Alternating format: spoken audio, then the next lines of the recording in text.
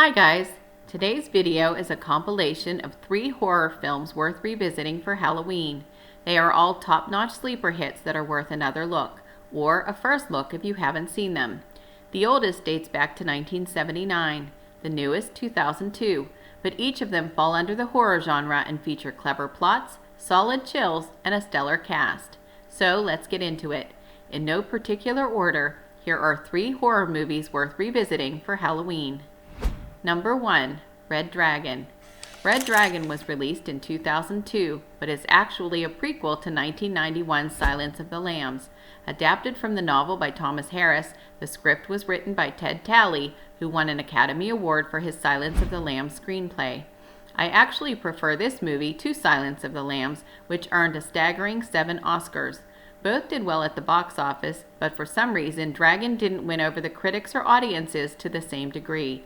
It's a shame. It's a really smart, suspenseful thriller.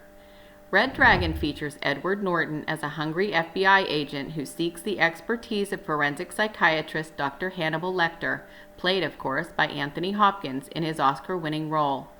Graham solicits Lecter's help on a psychological profile of a serial killer Graham believes is a cannibal. While visiting the doctor's study, Graham realizes too late that he is in the company of a madman.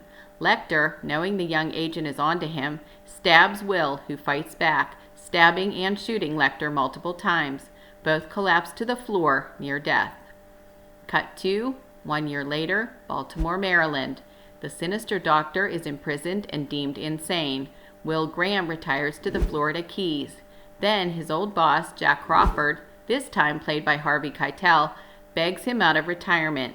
He needs Graham, the FBI's sharpest profiler, to help him catch a killer dubbed the Tooth Fairy. And Graham needs Dr. Lecter once again to help him get his man. Played by Ralph Fiennes, Francis Dollarhide is Lecter's most avid fan. He boasts a facial deformity and hides a massive tattoo of a dragon on his back. All sorts of twists and turns, plus a budding romance between Dollarhide and a young blind woman ensue, adding layers of texture to the compelling story. The script is taut and races toward the shocking ending at a NASCAR pace.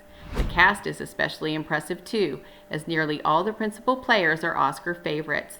They include the late Philip Seymour Hoffman, Emily Watson, and Mary-Louise Parker. Red Dragon is rated R for violence, grisly images, language, sex, and brief nudity. Number 2. Joyride. Joyride, released in 2001, is a definite thrill ride. The first time I saw it, I was reminded of the 1971 TV movie of the week, Duel, starring Dennis Weaver as a traveling salesman terrorized on the road by an unseen trucker. Joyride was inspired by the TV film, which achieved fame and acclaim as Steven Spielberg's directorial debut. Joyride stars the late Paul Walker as college freshman Lewis and Steve Zahn as his hapless brother Fuller. Lily Sobieski plays Lewis's childhood friend and dream girl Venna. Lewis and Fuller embark on a cross-country road trip to pick up Venna in a new-to-them 1971 Chrysler Newport. The thing is a battle cruiser. Fuller, who has just gotten out of jail, talks Lewis into buying an old CB radio, which he describes as, quote, some kind of prehistoric internet. Thus sets the stage for the film's tension and terror. Fuller, one of those lovable jackasses who can't seem to stay out of trouble, decides to play a practical joke on a trucker named Rusty Nail. Using the CB handle candy cane, Lewis adopts a sexy feminine voice and makes a date with Rusty. Speaking of voices, we never see Rusty Nail, but we do hear him, and moviegoers had no trouble identifying the actor who voiced the unseen character. In an uncredited role, Ted Levine, who played Buffalo Bill in Silence of the Lambs and spent 9 years on the popular TV series Monk, lent his uber-creepy voice to the sinister role, and audiences instantly outed him. Rusty and Candy plan to meet at a roadside motel in room 17 that evening. Unbeknownst to the jokesters, though, room 17 is occupied by a loud, obnoxious bigot with no patience for the champagne-toting trucker looking for a hookup. From the room next door, the punking pair listens as a screaming match, followed by a noisy scuffle, ensues between the trucker and the occupant of room 17. Then, silence. The fun and games turn deadly serious the next morning when they learn the unwitting victim of their prank has been viciously attacked and mutilated in the hotel room. His jaw was torn off by an unknown assailant, and he is in a coma. The brothers are questioned by the sheriff, then they slip out of town bound for Boulder. Once on the road, they hear Rusty Nail on the CB, looking for candy cane. Lewis confesses to what was meant to be a harmless prank, and Rusty demands an apology. But Fuller won't have it. He pokes the bear even further, which prompts Rusty Nail to suggest they get their tail light fixed. He's been following them. The brothers are menaced and stalked by the trucker, who is hell-bent on revenge. And, as it so often happens in horror films, the ominous big rig somehow seems to be everywhere. Without revealing any spoilers, let's just say the boys are not at all out of harm's way as they believe. They pick up Benna in Colorado and continue east, all the while being relentlessly pursued by the psycho truck driver. The climax of this movie will leave you breathless. It is intricately choreographed and terrifying, bringing this Joyride to a suspenseful end. Joyride is rated R for violence, gore, language, sex, and brief nudity. Number 3. When a Stranger Calls. When I scribbled When a Stranger Calls on my list of favorite scary movies, I considered reviewing the remake. Starring Camilla Bell, the 2006 redo of the 1979 thriller is an entertaining movie. Bell makes a cute and sympathetic heroine, and that house, the sprawling waterfront Mandrakis home, is the most memorable thing in the film. But the original is better, provided you can get past the sluggish second act and the grossly outdated technology. Most audiences under the age of 40 have likely never dialed a rotary phone. In fact, if Fisher-Price didn't still make the classic toy phone, millennials probably would need Google to figure out how to operate one. I recently did a movie review on the horror film The Black Phone.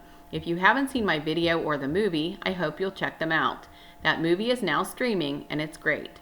Like the Black Phone, the rotary phone in When a Stranger Calls is a character unto itself.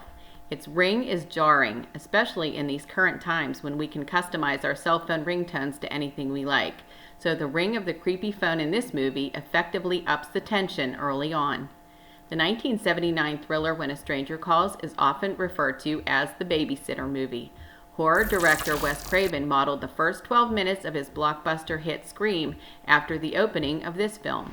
The story begins with Jill Johnson, the babysitter, arriving at the home of Dr. Mandrakis and his wife.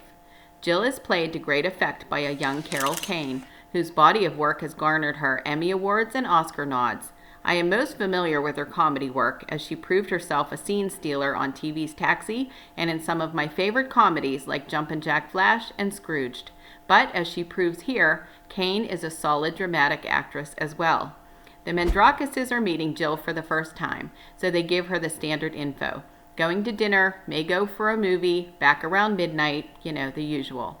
The kids, a young boy and girl, are asleep upstairs, and Jill will not likely see or hear them. With the phone number to the restaurant posted nearby, the wealthy couple head off to date night. Jill settles in on the sofa and calls her bestie. Both are crazy about a boy named Bobby, and Jill asks her friend to have Bobby call her at the house. Soon after, the phone rings, shattering the stillness. Jill answers and hears a low voice ask, "Have you checked the children?" Of course, she assumes it's Bobby playing a prank, but soon the phone calls rattle her. Someone is clearly watching and taunting. Jill calls the police, who tell her there's nothing to worry about. Weirdos make calls like this all the time. Make sure the doors are locked and you'll be fine. Oh, and by the way, I know you don't actually live there, but if you can find yourself a whistle somewhere, you can blow out his eardrums and he'll stop. But he doesn't stop. The tension of the first act builds to a shocking crescendo when the cops trace the call and discover, dun dun dun, the calls are coming from inside the house. Jill runs to the door to make her escape, spotting the shadow of a man at the top of the stairs. She fumbles with the lock and finally gets the door open. Then she screams. This is just the opening of the film, and the reason Wes Craven was inspired to replicate it in his Scream franchise. It's 20 minutes of artfully crafted suspense. Then you've got the middle. The second act of When a Stranger Calls is honestly pretty slow. It features Charles Durning as Lieutenant John Clifford, the cop who puts the deranged Kurt Duncan away. While Jill was downstairs, Duncan, an English seafarer, was upstairs killing both the Mandrakis children. 7 years later, Duncan escapes from the institution and wanders around a seedy section of Los Angeles. He's been trying to woo a down-on-her-luck Tracy Fuller, played by Colleen Dewhurst. British actor Tony Beckley is perfectly cast as Duncan, who somehow manages to be both repulsive and sympathetic. Clifford, now retired and working as a private detective, learns of Duncan's escape and vows to kill him. He enlists Tracy's help, but Duncan again gets away. Finally, we revisit Jill, now married with 2 children of her own. She and husband Stephen hire a babysitter and head off for date night, but things take a sinister turn when Jill is called to the restaurant phone and is asked, "Have you checked the children?" From this point on, the film races to its harrowing conclusion that will likely stick with you for many bedtimes to come. When a Stranger Calls is rated R for language, sexual content, and brief nudity. Well, that's it for today. I hope you enjoyed revisiting these fun thrillers. If you have any movie suggestions for me or other viewers to watch this Halloween season, please leave them in the comments. Until next time, Scary Clary out.